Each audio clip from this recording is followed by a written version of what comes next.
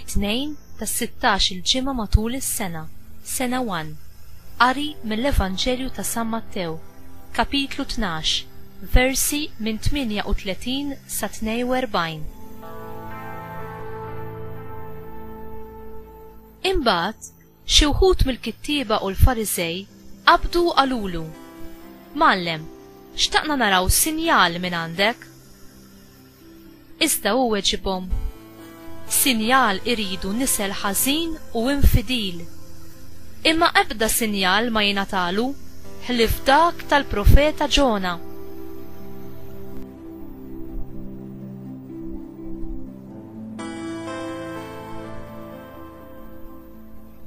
Għax kif Ġona għamel 3 ijiem u 3 lieli f'saq il-ħuta, hekk ukoll bin il-bniedem qatt jagħmel 3 ijiem u 3 lieli fil-qalba tal-art.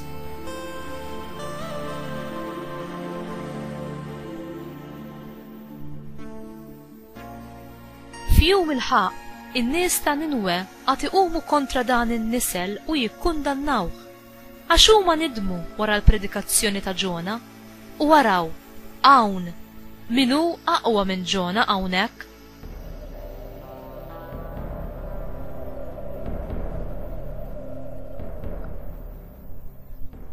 F'jum il-ħaq, is-sultana tan-nofsinhar qatt tqum u toħodha kontra dan in-nisel u tikkundannah għax ġiet mitruf tal-art biex tisma' l-erf ta' Salamun u warawn hawn min hu aqwa minn Salamun hawnhekk.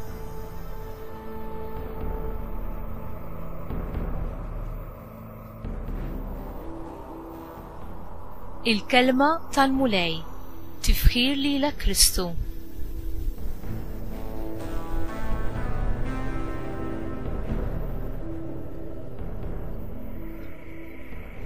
Kieku x'kien jgħid Ġesu għall-ġenerazzjoni tagħna?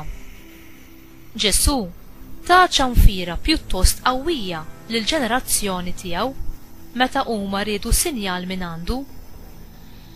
Kienet karatteristika għall-Lut li jitolbu sinjal minant il-messaġġiera ta' Alla biex jaraw kemm hu awtentiku dak li jkunu qegħdin jistqarru. Meta wħud mill-kittieba u l-Fariżej issikkaw lil Ġesu biex jagħti prova ta' dan li kien qiegħed jistqarr u jgħidilhom diversi drabi u b'ħafna modi li hu huwa s-sinjal ta' Alla u li m'għandhomx bżonn ta' aktar evidenza minn Alla aktar milli il-persuna tiegħu stess. Meta Ġona kellem lin-nies ta' Ninwe, huwa għarfu t-twissija ta' Alla u nidmu. U s-sultana ta' nofsinhar, jiġifieri ta' Xeba, għarfet l-erf ta' Alla f'Salamun. Għalhekk ivvjaġġat fit-tul sa ma waslet għandu. Ġona kien is-sinjal u l-messaġġ tiegħu kien il-messaġġ ta' Alla għall poplu tiegħu ta' Ninwe. Sfortunatament, il-kapijiet reliġjużi ta' żmien Ġesu ma kinux kuntenti li jaċċettaw is-sinjali qudiemhom stess. Huma ma aċċettawx il-messaġġ ta' Ġwanni l-Battista u issa huma ma jaċċettawx lil Ġesu bħala l-ikkonsagrat ta' Alla, jiġifieri l-Messija, u għalhekk ma jagħtux każ tal-messaġġ tiegħu. Ġesu ikkonferma il-messaġġ tiegħu b'ħafna mirakli bi preparazzjoni għall-akbar sinjal fost kollha, il-qawmien mill-mewt tiegħu fit-tielet jum.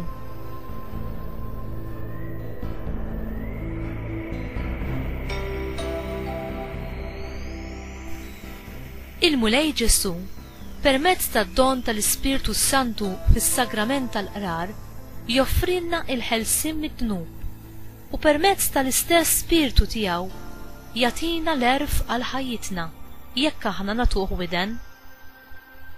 Inti tafda fil-erf ta' Alla?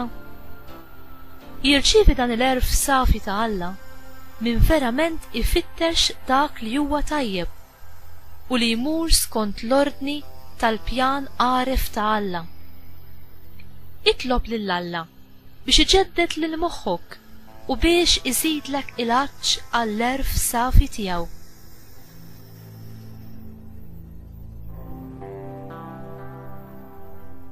Mulej, għatini l-għarf tiegħek u żid l-imħabba tiegħi għal triqatek.